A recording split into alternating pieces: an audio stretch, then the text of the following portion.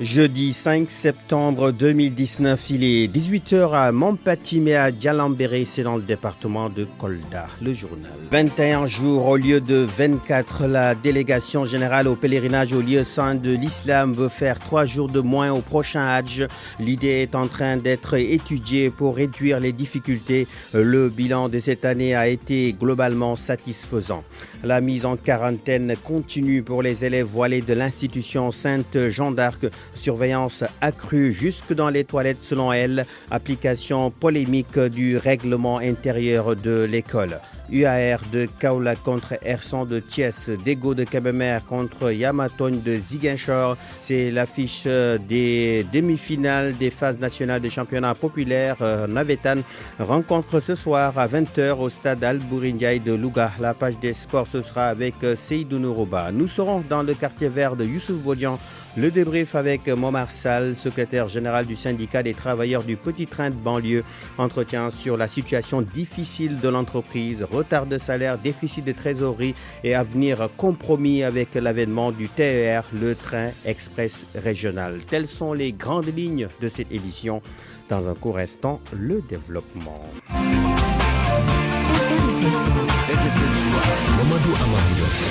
À la présentation, à la technique, Amadi Ndiaye. Mesdames et messieurs, bonsoir. Une innovation se prépare concernant le pèlerinage au lieu saint de l'islam. Dans les prochaines années, la délégation générale en charge de l'événement religieux est en pleine réflexion sur comment faire baisser le séjour de 24 jours. Elle compte le faire passer à 21, soit 3 jours de moins. Côté bilan, quelques problèmes ont été notés, mais de manière générale, tout s'est bien passé selon le délégué général Abdulaziz Kébé face à la presse ce matin. Le voici au micro de Nafissatou Silla. Président de la République,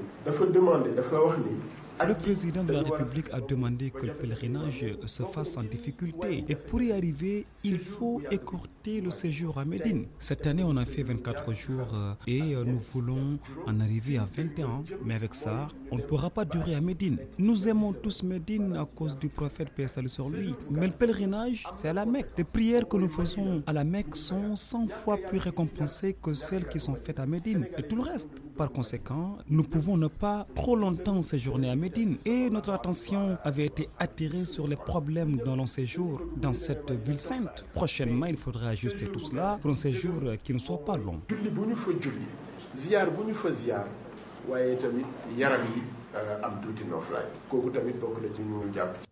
Les propos d'Abdulaziz Kébé ont été traduits par Seydou Nourouba.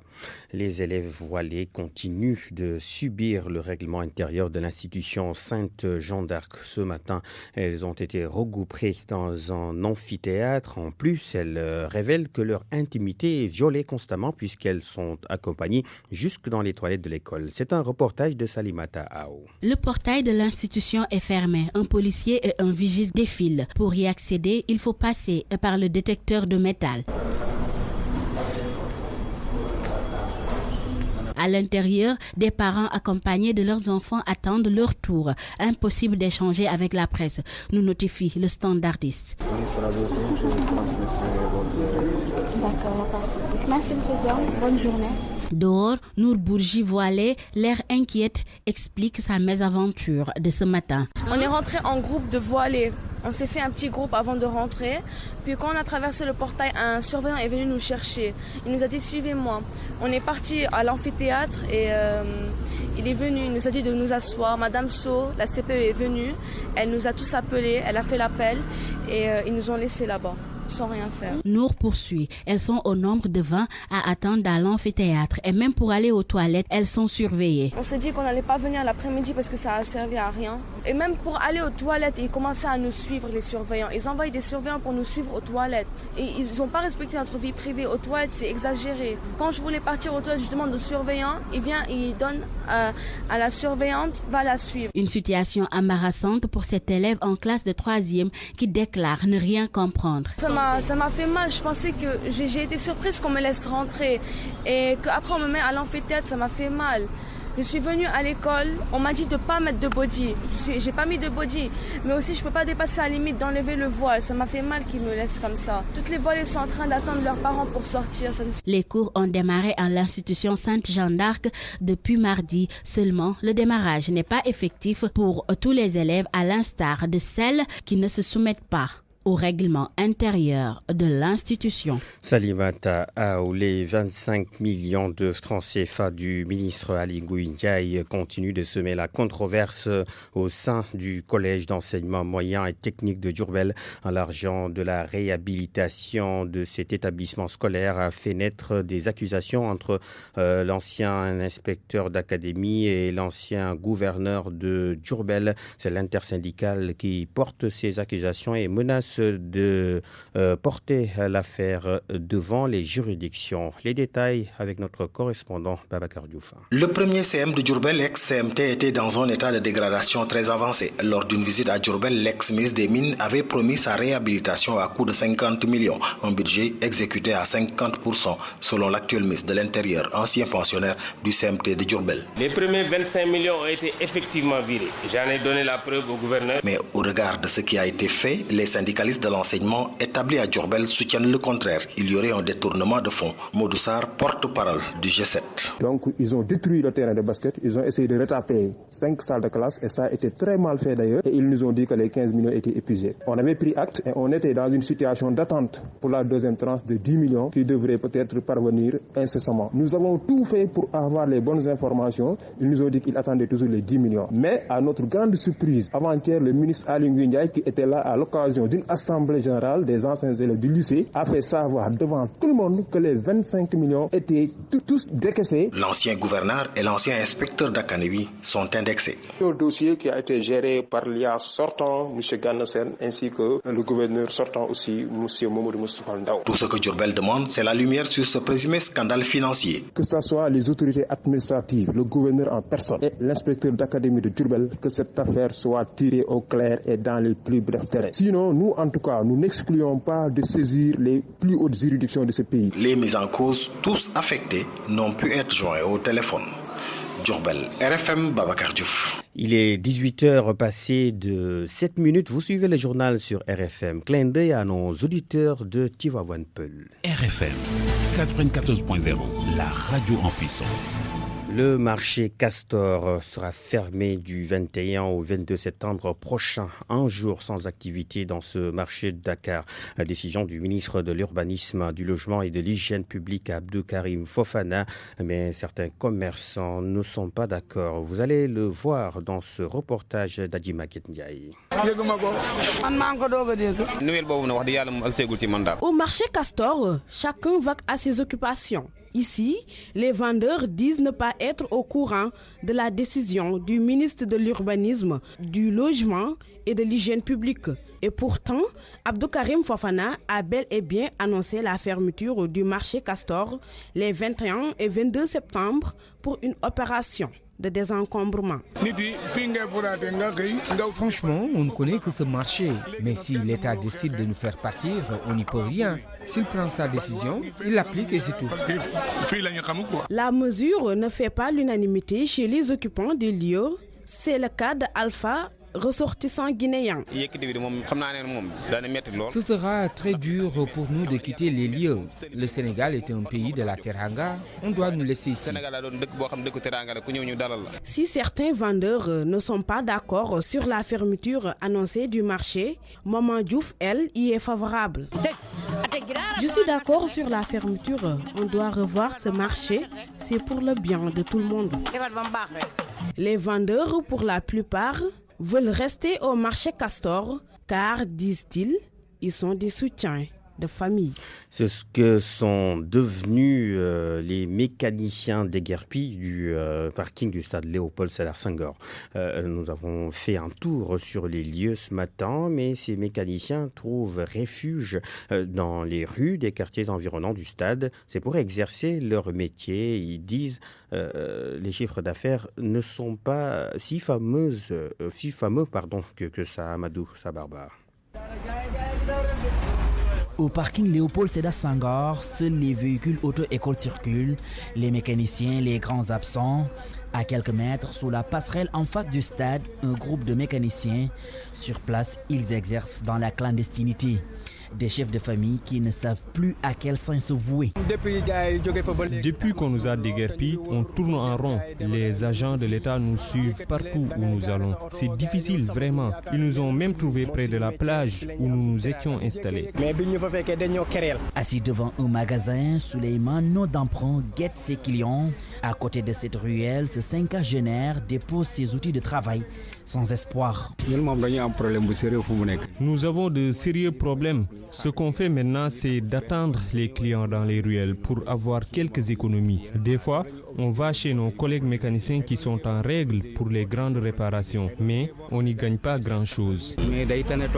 Les automobilistes ont aussi senti le déguerpissement des mécaniciens. Ils sont obligés de coordonner avec eux. À l'époque, je venais directement trouver mon mécanicien ici au stade. Mais désormais, ce que je fais, pour être sûr qu'il est sur place, je lui téléphone et j'amène mon véhicule, il me le répare. Dans le cas contraire, s'il n'est pas là, je patiente chez moi tranquillement. Je l'ai subi pas comme eux, moins quand même. Déguerpis au début du mois d'août, ces mécaniciens attendent toujours le recasement. Ils déplorent également le silence des autorités étatiques. Amadou Sabarba a signé ce reportage 18h11. Bonsoir Seydou Nourou. Bonsoir Modo Mordion. Mondial de basketball masculin en Chine, 3e défaite consécutive des Lions. Les Lions ont chuté face au Canada 82-60. Auparavant, ils ont été battus, il faut le rappeler, par la Lituanie et l'Australie. Aucune nation africaine n'est qualifiée pour le second tour de ce mondial de basket. Mais il faut également signaler à Marc que le Sénégal est la seule équipe africaine à n'avoir pas eu de victoire sur le Tcham. 3e revers des Lions pour cette Coupe du Monde. Et pourtant, l'équipe du Sénégal a fait un bon premier carton avec 22 points marqués contre 11. Mais tout a basculé dès l'entame du deuxième carton. Le sélectionneur Moustapha Gaye donne les raisons. Nous n'avons pas assez de volume de jeu pour maintenir ce que nous voulons faire pendant longtemps. Il nous faut tenir beaucoup d'enseignements de ces 3 matchs. En 20 jours de travail effectif, si on sort les voyages et tout, je pense qu'on a conçu quelque chose qui peut jouer pendant 20-25 minutes. Mais on n'a pas encore les jambes pour durer. S'il y a des gens qui veulent s'inquiéter, ils peuvent s'inquiéter, mais moi je ne m'inquiète pas. Le Sénégal n'a pas vu venir le Canada. Les Canadiens ont imposé leur jeu avec surtout des tirs ouverts, reconnaît l'un des ailiers forts, Babacar Touré. Alors oui, on a très bien démarré le match. On était dedans, on a en face que le Canada, c'était normal qu'ils réagissent. Après, c'est dommage qu'on n'a pas pu tenir ce niveau-là. Et puis voilà, on a suivi leur jeu, contrairement à ce qui était le plan, c'est-à-dire d'agir et de ne pas réagir. Pour ce qui est mentalement, oui, c'est clair que mentalement on n'est pas abattu. L'objectif aussi c'était de gagner un match. Maintenant il nous reste 2 matchs, on va essayer de gagner ces 2 matchs pour terminer en beauté. Atteindre l'objectif intermédiaire, autrement dit être la meilleure nation africaine, le sélectionneur n'y croit plus. La meilleure équipe africaine pour aller au JO, je ne pense pas. Je ne pense pas, mais vous savez, la Coupe du Monde, les gens le voient différemment. Certains, une rivalité africaine, d'autres ils voient une participation sectorielle. Chaque pays a sa participation. Moi, je ne suis pas dans une rivalité. Je suis dans un programme qu'on m'a confié et qui va m'amener à 2021. Et je vais y aller pas à pas. L'équipe nationale du Sénégal va encore jouer 2 matchs de classement à Shanghai. Sodetiam, Chine. Dongguan, Radio Futur Média. Sodetiam, et pour ce match de classement, le Sénégal croise le 7 prochain, la Jordanie, et puis l'Allemagne le 9 septembre prochain. Oui, Seydou Nourouba, nous allons parler cette fois-ci de football avec l'ONCAV. On joue les demi-finales des phases nationales. C'est cela au stade de Albouri Ndiaye de Louga, 20h, UR de Kaolack s'oppose à Air Saint-Thiès. Même heure, Deggo de Kébémer croise Yamoton de Ziguinchor. La Belgique, une destination de plus en plus prisée par les footballeurs sénégalais. Mbaye Diagne est le dernier à avoir rejoint Bruges. Il y retrouve ses compatriotes Krépin Diatta, Amadou Sagna, entre autres. Par le passé, il faut signaler d'autres Sénégalais sont passés par la Belgique. Il y a Khalidou Koulibaly, Cheikhou Kouyaté, Mamadou Faye, Sénégalais vivant à Bruxelles, entraîneur formateur que nous écoutons. Les joueurs qui sont là-bas, qui partent en Belgique, ils auront la possibilité de progresser sur le plan tactique et physique. Et ils auront plus de temps de jeu pour s'exprimer, plus de temps de jeu pour montrer que On ne les a pas amenés pour rien du tout. Donc la compréhension et la patience des entraîneurs, c'est la qualité des entraîneurs belges, comme le genre d'entraîneurs comme Michel Prudhomme, Clément, etc. Concernant Bruges, Bruges possède plus d'aura et de puissance. Il y a Anderlecht, il y a Bruges, il y a Standard, il y a la Gantoise, il y a Genk, il y a d'autres clubs aussi. Mais Bruges, cette année-ci, je crois qu'ils sont tellement ambitieux que s'ils amènent des joueurs sénégalais, c'est qu'ils savent qu'est-ce que c'est que la valeur des Sénégalais en Belgique. Parce que n'oublions pas que le feu Jules Bocandé et feu Mamadou Tou sont passés par là. On a vu aussi, il y avait Tony Colli, il y avait Daoud Gueye, il y a Karambo, il y a Sarr, il y a Bailey, les meilleurs buteurs. Beaucoup de joueurs sénégalais ont passé par la Belgique et beaucoup de joueurs africains aussi. Si vous vous rappelez, les joueurs ivoiriens, à l'époque, c'était les Ivoiriens. Mais bon, maintenant, c'est les joueurs sénégalais qui sont bien cotés en Belgique. Voilà, Mar, c'est cet élément qui me fend cette page des sports. Merci beaucoup, Seydou Nourouba. Nous entrons dans le quartier vert de Youssouf Bodian. Bonsoir. Bonsoir et bienvenue. La série d'incendies qui brûlent la forêt de l'Amazonie inquiète le monde. Notre correspondant au Brésil nous aide à comprendre ce qui arrive à la plus grande réserve forestière au monde, Detouba Ndiaye. Le poumon vert de la planète est en fumée où les incendies sont en train de dévaster l'Amazonie brésilienne depuis le mois de juillet dernier. Des vents puissants ont attiré la fumée de feux de forêt qui brûlent dans les États d'Amazonas et de Rondônia, distants de plus de 2700 km. L'ampleur du drame est telle que la fumée est même visible depuis l'espace. Une image satellite impressionnante, relayée par la NASA et l'Institut brésilien de recherche, montre la couche de fumée causée par les incendies successifs au-dessus des États brésiliens.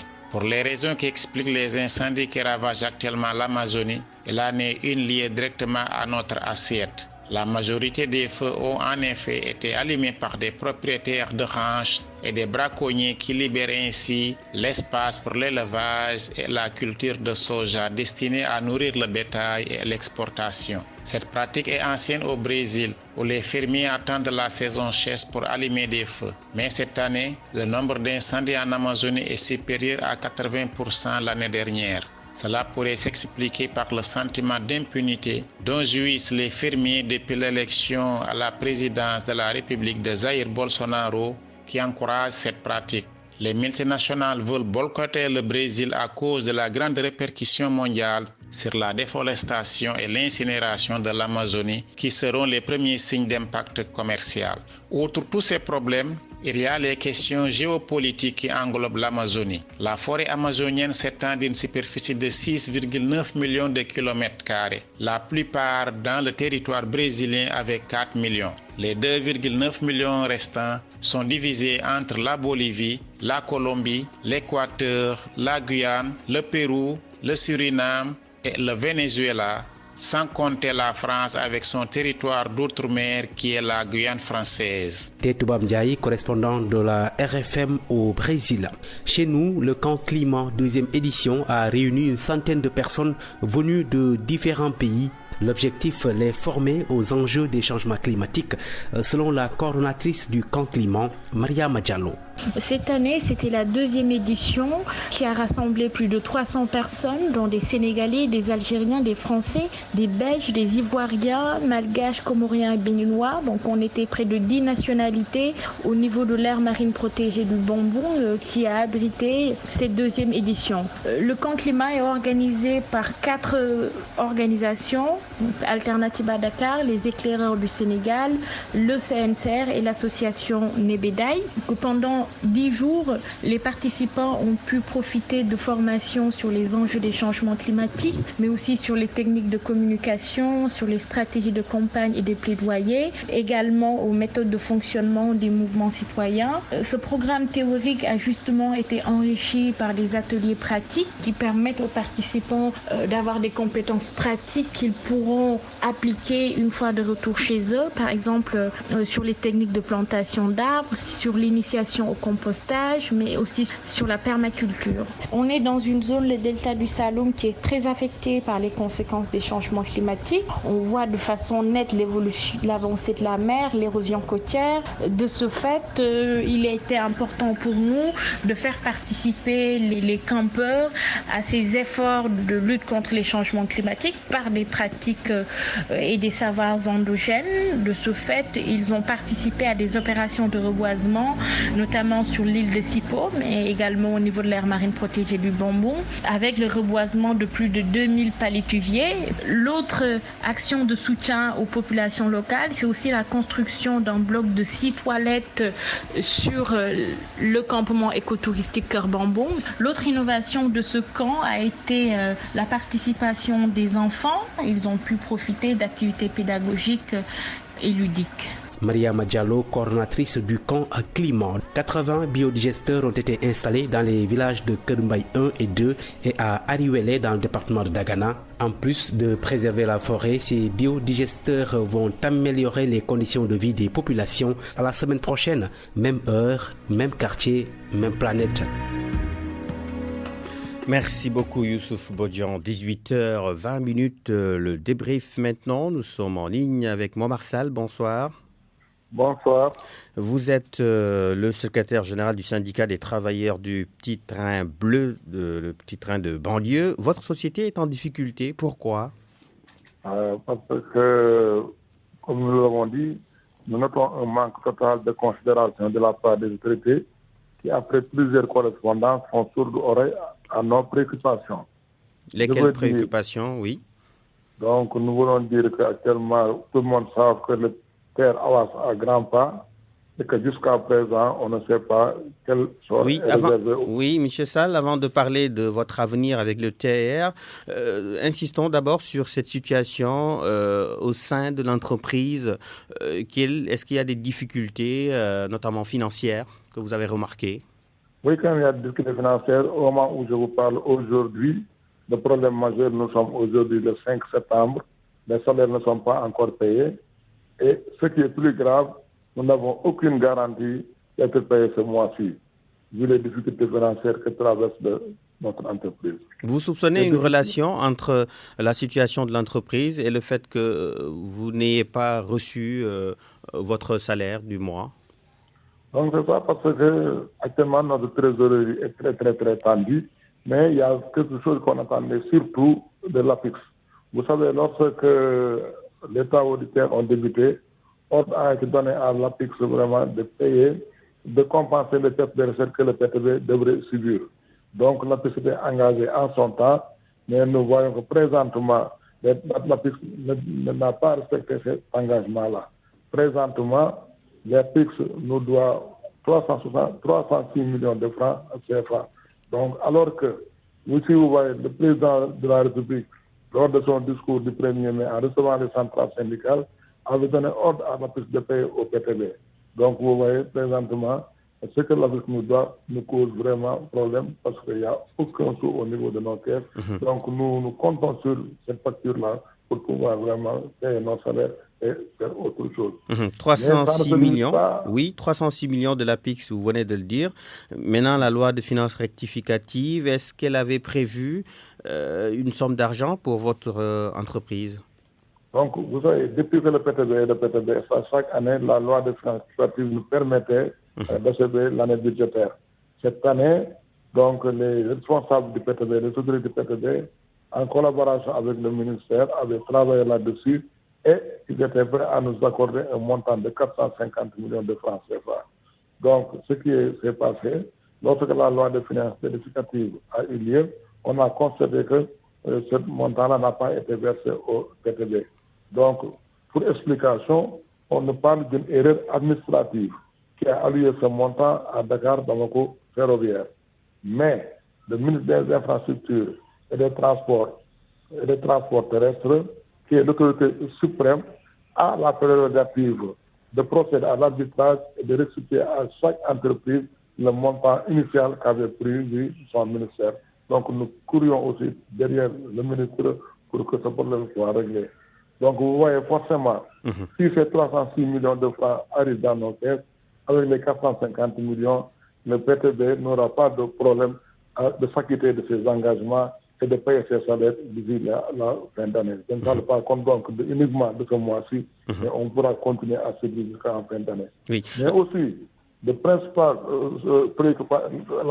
préoccupation des travailleurs du PTB, nous voulons aussi que les allocations de nos retraités soient payées. Parce que présentement, les retraités du PTB souffrent énormément et attendent ces montants-là pour qu'on puisse vraiment les payer. Voilà dans la situation surtout financière qui est très intendue et dans la situation dans laquelle nous vivons présentement. Oui, justement, évoquons votre avenir. Le TER, le train express régional, va bien être sur les rails.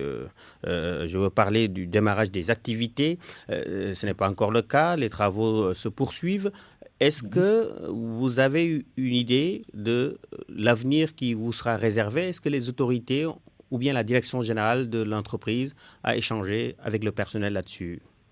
En tout cas, ce que nous avions constaté, la direction du PTB en 2017, c'était en octobre 2017, avait bien écrit une correspondance à l'APIX pour leur dire que le personnel du PTB est à votre disposition pour une éventuelle formation afin qu'on puisse intégrer le terre sans problème. Oui. Mais depuis lors, aucune réaction n'a été faite de la part de l'État et de la part de l'APIX. Mais cependant, nous craignons notre situation pour notre avenir. Nous avons trouvé une formule, c'est que la direction générale du PTB et les travailleurs ont élaboré, après étude approfondie, un projet pour le redéploiement de nos activités à l'intérieur du pays. C'est-à-dire faire de telle sorte que les trains vont à Ngaï, à Touba, à Kaolack, les capitales régionales. Dans un court terme, donc dans un moyen terme à Louga et dans le long terme au niveau de Saint-Louis. Et pour ce projet, rapidement. Nous sollicitons de l'État son mandat pour sa réalisation. Si l'État décrète un mandat pour ça, il n'y aura pas de problème. Très bien. Et cela va régler du coup l'inquiétude des travailleurs du PTB. Merci. Pour ce projet, cette nouvelle entreprise aura pour dénomination GTF, Grand Train du Sénégal. Très bien. Grand Train du Sénégal. Merci beaucoup, Momar Sall, secrétaire général du syndicat des travailleurs du petit train bleu de banlieue. 18h26, c'est la fin de cette édition. Le rappel des principales lignes qui l'ont constituée. Mamadou Amardio. 21 jours au lieu de 24, la délégation générale au pèlerinage au lieu saint de l'islam veut faire 3 jours de moins au prochain Hajj. L'idée est en train d'être étudiée pour réduire les difficultés. Le bilan de cette année a été globalement satisfaisant. La mise en quarantaine continue pour les élèves voilés de l'institution Sainte Jeanne d'Arc. Surveillance accrue jusque dans les toilettes selon elle. Application polémique du règlement intérieur de l'école. UAR de Kaolack contre Ersan de Thiès, Dego de Kébémer contre Yamatogne de Ziguinchor. C'est l'affiche des demi-finales des phases nationales de championnat populaire des Navétanes.